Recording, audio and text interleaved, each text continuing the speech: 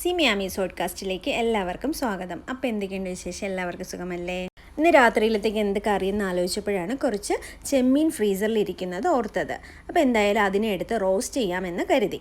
അപ്പോൾ അതിന് വേണ്ടിയിട്ട് ഞാൻ എടുത്തിട്ടുള്ളത് ഒരു സവാളയും പിന്നെ ഒരു സവാളയുടെ പകുതിയും, അതുപോലെ ഒരു വലിയ തക്കാളി, ഒരു ചെറിയ തക്കാളിയും, പിന്നെ 4 പച്ചമുളക്, കുറച്ച് കറിവേപ്പില, കുറച്ച് വെളുത്തുള്ളി, കുറച്ച് ഇഞ്ചി. ഇതാ ഈ കാണുന്ന ഈ ഒരു അളവിനാണ് കേട്ടോ എടുത്തിട്ടുള്ളത്.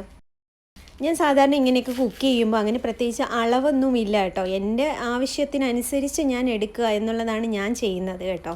സവാളയൊക്കെ അരിഞ്ഞ് മാറ്റി വെച്ചതിന് ശേഷം ഒരു പാൻ അടുപ്പത്ത് വെച്ച് അത് ചൂടായി കഴിഞ്ഞിട്ട് അതിലേക്ക് ഞാൻ വെളിച്ചെണ്ണയാണ് ഒഴിച്ചു കൊടുത്തത്. അത് കഴിഞ്ഞ് വെളിച്ചെണ്ണ ചൂടായപ്പോഴേക്കും ഞാൻ ഈ സവാള ഇട്ട് കൊടുത്ത് ഒന്ന് ഇളക്കി കൊടുത്തു. ഇതിനിടയിൽ മറ്റൊരു കാര്യം ഞാൻ ചെയ്തിട്ടുണ്ടായിരുന്നു. ഈ ചെമ്മീന് ആവശ്യമായ മസാലകളെല്ലാം ചേർത്ത് മാരിനേറ്റ് ചെയ്ത് മാറ്റി വെച്ചു. അതിന് വേണ്ടിയിട്ട് ഈ ഒരു അളവിലാണ് ഞാൻ മുളക് പൊടിയും മല്ലിപ്പൊടിയും മഞ്ഞൾപ്പൊടിയും മസാലപ്പൊടിയും ഒക്കെ എടുത്തിട്ടുള്ളത്. ഇതെല്ലാം കൂടി ചേർത്ത് നന്നായി മിക്സ് ചെയ്ത് ഉപ്പ് കൂടി ചേർത്തിട്ടുണ്ടായിരുന്നു കേട്ടോ. കുറച്ച് കറിവേപ്പിലയും ചേർത്ത് ഇതേപോലെ ഒന്ന് നന്നായി മിക്സ് ചെയ്ത് ഞാനൊരു സൈഡിലേക്ക് മാറ്റി വെച്ചു. സവാള വഴണ്ടി കിട്ടുന്നതിന് വേണ്ടി നമ്മൾ എപ്പോഴും ഇളക്കി കൊടുക്കേണ്ട കാര്യമില്ല. ഇടയ്ക്ക് നമുക്ക് നിർത്താം, എന്നിട്ട് വീണ്ടും ഒന്ന് ഇളക്കി കൊടുത്താൽ മതി. അതൊന്ന് ശരിയായി വന്നു എന്ന് എനിക്ക് തോന്നിയപ്പോഴേക്കും ഞാൻ തക്കാളിയും ഇഞ്ചിയും വെളുത്തുള്ളിയും ചേർത്ത് കൊടുത്തു. സവാള ചെറുതായി വഴണ്ടി വരുമ്പോഴേ നമുക്ക് ഇഞ്ചിയും വെളുത്തുള്ളിയും ചേർക്കാവുന്നതാണ്. എന്തുകൊണ്ടാണ് എണ്ണയിലേക്ക് ആദ്യമേ ഇഞ്ചിയും വെളുത്തുള്ളിയും ഇട്ട് കൊടുക്കാത്തതെന്ന് വെച്ചാൽ അത് ആ എണ്ണയിൽ കിടന്ന് കരിഞ്ഞു പോകും, പിന്നെ ആ പാത്രത്തിലൊക്കെ പറ്റും. അതൊക്കെ ഒഴിവാക്കുന്നതിന് വേണ്ടിയിട്ടാണ് സവാള ഇട്ടതിന് ശേഷം നമ്മൾ ഇഞ്ചിയും വെളുത്തുള്ളിയും ചേർക്കുന്നത്. ഇത്തവണ ഞാൻ തക്കാളിയോടൊപ്പമാണ് ചേർത്തത്. കൂട്ടത്തിൽ ഞാൻ പച്ചമുളക് കൂടി അരിഞ്ഞിട്ട് കൊടുത്തു. ഇതും ഞാൻ എപ്പോഴെപ്പോഴും ഇളക്കിയൊന്നും കൊടുത്തില്ല. മൂട്ടി പിടിക്കുമെന്നൊക്കെ തോന്നുന്ന ആ ഒരു സമയത്ത് നന്നായിട്ടൊന്ന് ഇളക്കി കൊടുത്തു. ഇതിൻ്റെ ജ്യൂസൊക്കെ ഒന്ന് ഇറങ്ങി വന്ന് നന്നായി സോഫ്റ്റ് ആവുന്ന ആ ഒരു സമയം വരെയും ഞാൻ ആ എണ്ണയിലിട്ട് ഇടയ്ക്കിടയ്ക്ക് ഇളക്കി കൊടുക്കുന്നുണ്ടായിരുന്നു. ശരിക്കും ഞങ്ങൾ തിരുവനന്തപുരത്തുകാർ കൊഞ്ചെന്നാണ് പറയുന്നത്, ചെമ്മീൻ എന്നല്ല കേട്ടോ. അപ്പോൾ എപ്പോഴും എൻ്റെ വായിൽ വരുന്നതും കൊഞ്ചെന്നാണ്. അപ്പോൾ തക്കാളിയും സവാളയൊക്കെ വഴണ്ടി വന്നു കഴിഞ്ഞപ്പോഴേക്കും ഞാൻ ഈ കൊഞ്ചും കൂടി അതിലേക്ക് ചേർത്ത് നന്നായിട്ട് ഇളക്കി കൊടുത്തു. ഞാനിങ്ങനെ കറിക്കൊക്കെ ചേർക്കാൻ വേണ്ടി സ്പൂൺ എടുത്ത് അതിൽ അളന്ന് അങ്ങനെയൊന്നും എടുക്കാറില്ല കേട്ടോ. നമ്മുടെ ആവശ്യത്തിനനുസരിച്ച് എരിവ് എത്ര വേണം ആ ഒരു രീതിയിലൊക്കെയാണ് ഞാൻ മസാലയൊക്കെ ചേർക്കാറ്. കുറഞ്ഞു പോയി എന്ന് കണ്ടാൽ ഞാൻ ഒന്നും കൂടി ചേർത്ത് കൊടുക്കും. അപ്പോൾ ഇതെന്തായാലും ഞാൻ ഇളക്കിയിട്ടുണ്ട്. അതിലേക്ക് ഞാൻ അധികം വെള്ളമൊന്നും ചേർത്തിട്ടില്ല.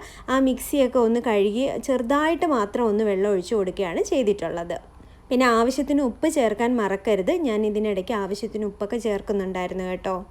എല്ലായ്പ്പോഴും ഞാൻ ഈ രീതിയിലൊന്നും അല്ല കേട്ടോ വയ്ക്കുന്നത്. ചില സമയങ്ങളിൽ ഞാൻ മസാലപ്പൊടികളെല്ലാം ഈ സവാള തക്കാളി ഇതിലേക്ക് തന്നെ ചേർത്ത് നന്നായിട്ടൊന്ന് മൂപ്പിച്ചതിന് ശേഷമായിരിക്കും ഞാൻ ഈ കൊഞ്ചിട്ട് കൊടുക്കാറ്. ഇതിലേക്ക് നമ്മൾ ഒത്തിരി വെള്ളമൊന്നും ഒഴിച്ചു കൊടുക്കേണ്ട കാര്യമില്ല. ഈ ഒരു ചെറിയ ഇതിൽ തന്നെ ഇത് നന്നായിട്ട് വെന്ത് കിട്ടും. നാട്ടിലാണെങ്കിൽ മാർക്കറ്റിൽ പോയി നല്ല ഫ്രഷ് കൊഞ്ചൊക്കെ വാങ്ങാൻ പറ്റുമായിരിക്കും. ഇവിടെയാണെങ്കിൽ എനിക്ക് ഇത്തരം സാധനങ്ങളെല്ലാം വാങ്ങാൻ പറ്റുന്നത് സഫാരി മോളിലെ സൂപ്പർ മാർക്കറ്റിൽ നിന്നാണെന്ന് നിങ്ങൾക്കറിയാമല്ലോ. മോള് വരുന്നതിന് മുന്നേ കുറച്ച് തീയൽ വയ്ക്കുന്നതിന് വേണ്ടിയിട്ടാണ് ഞാൻ കുറച്ച് കൊഞ്ച് വാങ്ങിയത്. 1 കിലോയോളം വരും കേട്ടോ ഞാൻ വാങ്ങിയത്. അതിൽ നിന്ന് ബാക്കി എടുത്തിട്ടാണ് ഈ റോസ്റ്റ് ഉണ്ടാക്കുന്നത്. അപ്പം നമ്മുടെ റോസ്റ്റ് എന്തായാലും റെഡി ആയിട്ടുണ്ട്. അപ്പോൾ ഈ റോസ്റ്റ് ഇറക്കുന്നതിന് മുന്നേ ഞാൻ അതിലേക്ക് കുറച്ച് മസാലപ്പൊടിയും കറിവേപ്പിലയും ഇട്ട് കൊടുത്ത് നന്നായിട്ടൊന്ന് ഇളക്കി കൊടുക്കുകയാണ് കേട്ടോ. ഞാൻ ഇതുപോലെ ചിക്കൻ കറിയോ റോസ്റ്റോ ഒക്കെ ഉണ്ടാക്കുമ്പോൾ അവസാനം ഇറക്കുന്നതിന് മുന്നേ കുറച്ച് മസാലപ്പൊടിയും കറിവേപ്പിലയും കൂടി ചേർത്ത് കൊടുക്കാറുണ്ട്. അതിനൊരു പ്രത്യേക മണമാണ് കേട്ടോ. എന്തായാലും ഞാൻ ഉണ്ടാക്കിയെടുത്തത് റോസ്റ്റ് ഇതുപോലെയാണ്. ഇതിനോടൊപ്പം കഴിക്കുന്നതിന് വേണ്ടിയിട്ട് ഞാൻ അപ്പമാണ് ഉണ്ടാക്കിയത്. എന്തായാലും അടിപൊളിയായിട്ടുണ്ടായിരുന്നു. മോൾക്കും നന്നായിട്ട് ഇഷ്ടപ്പെട്ടു കേട്ടോ. അപ്പോൾ ഇതെന്തായാലും ഉണ്ടാക്കി നോക്കിയിട്ട് നിങ്ങളുടെ അഭിപ്രായങ്ങൾ പറയാനായിട്ട് മറക്കരുത്. അപ്പോൾ എന്തായാലും എൻ്റെ വീഡിയോ ആദ്യമായിട്ടാണ് കാണുന്നതെങ്കിൽ സബ്സ്ക്രൈബ് ചെയ്യാൻ മറക്കരുത്. ലൈക്ക് ചെയ്യുക, ഷെയർ ചെയ്യുക, കമൻറ്റ് ചെയ്യുക. അപ്പോൾ മറ്റൊരു വീഡിയോയുമായി ഞാൻ വീണ്ടും വരാം. അതുവരേക്ക് ബായ്.